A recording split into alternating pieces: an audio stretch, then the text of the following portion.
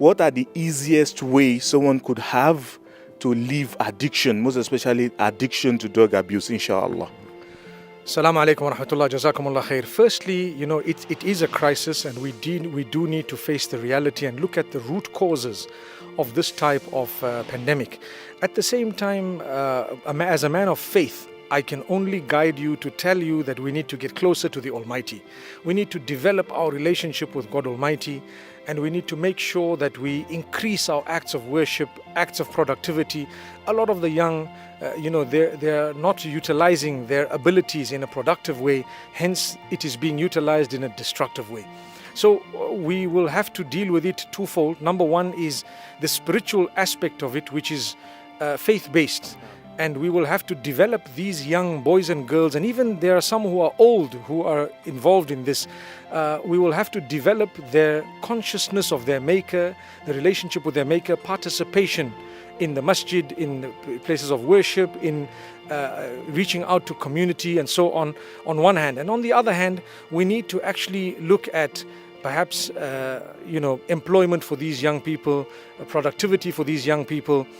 Look at the problems they are facing, solutions. A lot of the times they have issues within the families, deficit of one parent, perhaps some form of disgruntlement, something that they're sad about that leads them to this.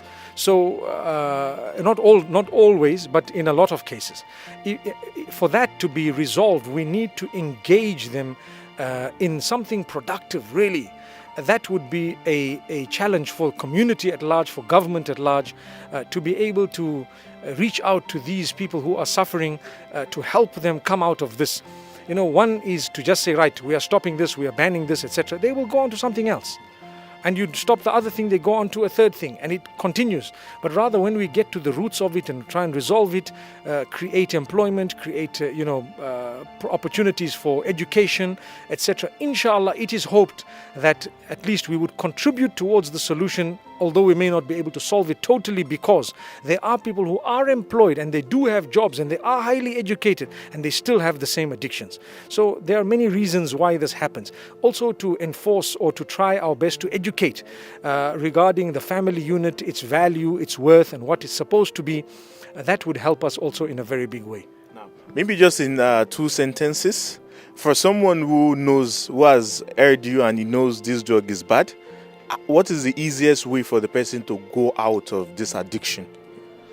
If it was as easy as 2 sentences, the problem would have been solved. But in actual fact, it is a very, very tedious process. I think what we can do realistically is educate those who are not into that to prevent it.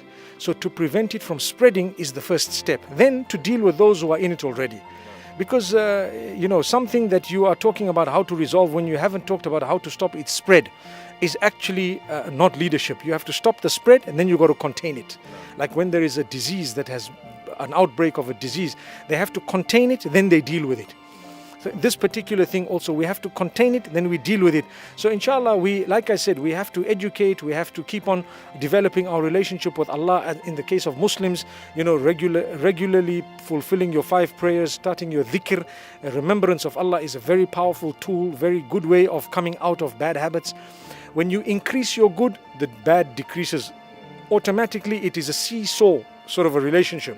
So when the good becomes more, the bad becomes less. So I would encourage all my brothers and sisters who are struggling with this to increase the good that they are involved in, and Allah will help. Thank you very much, Sheikh.